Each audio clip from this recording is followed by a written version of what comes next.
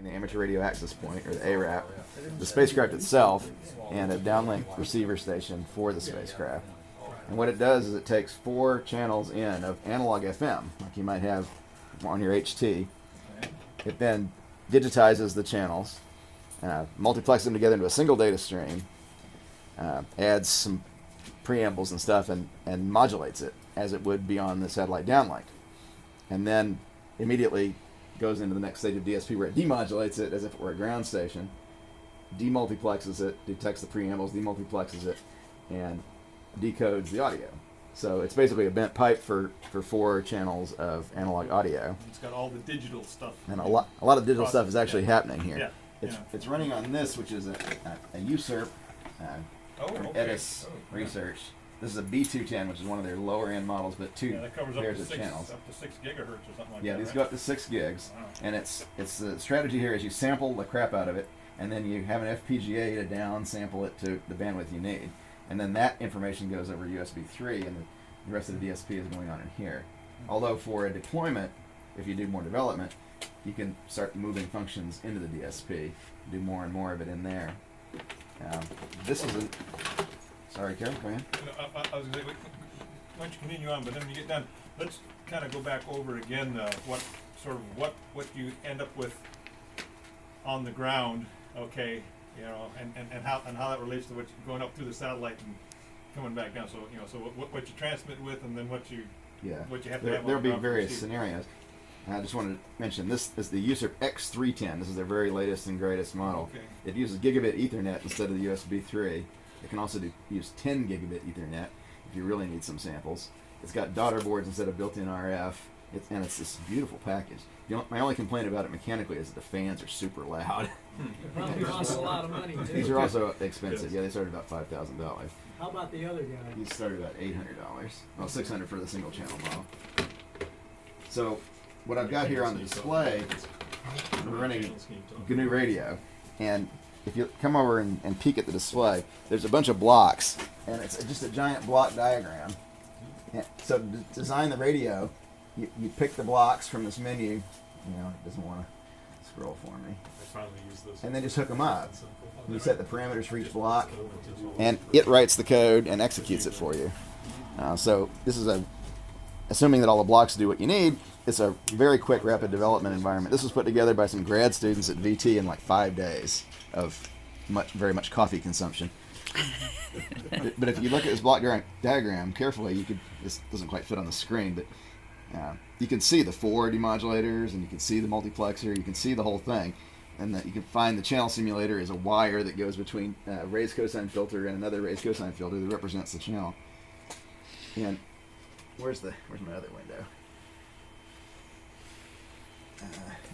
Now, are you putting this together software-wise, or some others?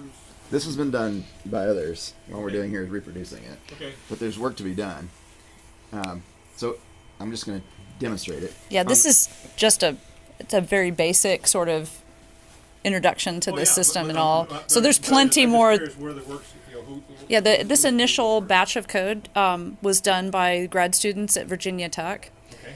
And then the rest of this project will be done by a combination of people here in San Diego. This is going to go up on Palomar, and there'll be a team here. And what we're trying to do is get teams in Texas, Maryland, and another team at Virginia Tech all outfitted. And today, another team in Chicago indicated interest at a school in Chicago. And so it'll be a very collaborative effort to try to get the software working really well, and lots of other functionality included. So this is the very first beginnings. It's actually working. It's good, but it's pretty rudimentary. Well, yeah, it's a start. Yes. I mean, one of the reasons I have an interest is that we have a proposal that using that same hardware setup for the next generation on the space station. Mm-hmm. Okay, and so that's why I'm interested who's doing software. Yes. Because that'll be the whole key. I mean, the hardware side of it, I can even take care of myself. Correct. But, Yeah, this is. Yeah, I agree. What we're trying to do, at least from a AMSAT perspective, is to increase the number of technical volunteers that are able to write code in either GNU Radio or other associated arts, and really get like a broader participation from the volunteer engineers in the software side, because SDRs are pretty much the way to go, and the software skills need to be increased. Yeah.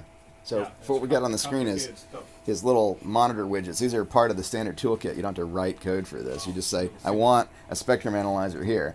And poof, you've got, this is 100 kilohertz to represent the four So FM basically, channels. you can probably look at any of those blocks, basically, what's going in and out. Right. Yep. So here, this is the uplink, the 4 uplinks in the simulated gateway, the AIR app, which can hear a standard FM handy talkie. Okay, so if you key up, can you actually I see can. something? There you go, cool. Oops, I must have Wow. bumped the knob. There we go. KB5MU testing. Yeah. I didn't Lay have the my screen I down didn't have for my- us. Lay a screen down flatter. Thank you. that. Yeah. KB5MU testing. My audio doesn't seem to be working, but you should be able to hear it. So here, this would be all 4 channels. You can see one. This is one channel. You can pick which channel it is. And here we're monitoring the downlink. This is the preamble correlator, so you can see it's able to extract where all those preambles are. You can optionally look at the analog voice instead. KB5MU. And this is the spectrum of the simulated downlink, which is pretty much the same no matter what, because that's what you want out of your downlink spectrum. These two visualizations over here don't do anything yet, but they'll do something interesting someday, I'm sure. So we've got, this is simulating a sort of an emergency communications scenario where you might have people out in the field with either FM radios or P25 radios, whatever they've got, and then we put a gateway somewhere based on a box like this or something a little more custom and cheaper that would receive the channels and digitize them and then squirt them up to the satellite. Because the actual uplink then is still 10 gigahertz, is that what the? It's 5 Oh, gigahertz up 5 and 10 gigahertz 5 up down. and 10 down, yeah. Because these devices won't go up to 10. If we want to actually simulate that at the actual frequencies, we'll need a converter. Probably for development purposes, we'll use 1.2 gigs for instead of 10, just so we don't have to build a lot of extra hardware. Mm-hmm. So there's a 4-channel system? This is a 4-channel, simulating a 4-channel gateway. The actual satellite is going to be 10 megahertz wide and 100 kilohertz channels, so that gets you, 100 channels. Okay. And each one is capable of handling voice, digital voice, or maybe several, depending on how big your station is on the ground. And then you'll be able, with a DirecTV dish size receiver, you'll be able to get whatever you want out of the downlink. The idea is to have this bounce off a satellite so you have emergency communications from one region to another. Is that the idea? Why the link? And Well, different problems have different solutions. One problem is even if you have a small regional emergency, there may be some group of people who need communications that are down the canyon. They can see the sky, but they can't see any hilltops. okay. Or you may need to get out of the area. All the standard emergency communication scenarios apply. And sometimes it makes sense to deploy a gateway like this and go over the satellite. How is the user determine channel availability at any one time? We're working on that. There's some interesting stuff, interesting ideas. The basic idea is that the satellite tells you which channels are currently in use, and from the ones that aren't, you just pick one at random. Okay. And if the satellite's lightly loaded, then chances of there being a problem are nil. And if the satellite's heavily loaded, then you have to have some procedures for backing up and trying again. Okay. So it could either be collision detection or it could be something like a trunking system. Well, because there's a long delay up to geostationary orbit and back, Ooh. it would be kind of ugly for a trunking system where you have to squeeze the button, wait for the beep, and then talk. It would be Okay. at least a quarter of a second of wait, and much longer if you actually had a collision. You may just go ahead and talk, and then it comes back and goes, "Bat, bat, bat." That meant you didn't get the channel. Okay. Try again. Or something like that. That's our user interface thinking today. Or another way to do it is to, instead of simulating handy talkies and real-time live communication, you could simulate something like the WhatsApp app on your phone, where each transmission is like a recording and it goes in non-real time, and the guy on the other end can play it at his convenience. And then if there's actually a second or two of delay, nobody will even notice. So all the details and the questions you want to know the answers to, like how much does the ground station cost, we don't know the answers yet. We're working on it. We're trying to make up the our team is focusing mostly on the ground stations, which are the gateway and the user terminal. User terminal will be like a single voice channel or some low rate data. And a gateway could, that's a gateway too, right? If you don't want to need one channel. So what does a ground system, does it have a local tower that receives local traffic? How's the ground system get its traffic to forward up? Well, any way you can imagine, but the basic baseline is you put it on a high enough point and you put a receiver on it. Okay. Or separate receivers. Kind of like you might think, you know, as a repeater. Like you a know, repeater. I was yeah. wondering how the terrestrial link worked. So this is just a snapshot of what we've got so far. It's, as Michelle said, just the beginnings, but you can see we've got some pretty powerful stuff, and we can do magic with some help. Like MATLAB for receivers. Yeah. Cool. And this GNU radio stuff's all free and available. You can download it, run it yourself. Runs on the Mac and Linux really well, and runs on Windows a little bit less well, supposedly. I haven't been brave enough to try it on Windows yet. But play with it, because even if you just use the sound card, you know, use the signal generator functions, send out the sound card, loop it back with the cable, come in, use the analysis functions. Just something really simple like that is actually super easy to do from scratch if you've never looked at it before. So Our next step with this locally here is this simulation has some gateway stuff, some satellite stuff, some ground station stuff in it. We want to pull it apart into at least two pieces and run it on the two separate boxes and have them actually communicate over RF.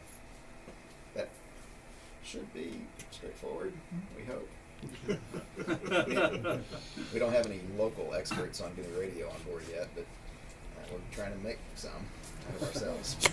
And what frequency band is your little antenna? It looks like 2.4 to about 24. This is a Kent retain log Yagi. I don't even know what the specs are. Probably says right on it. 850 to 6500 megahertz.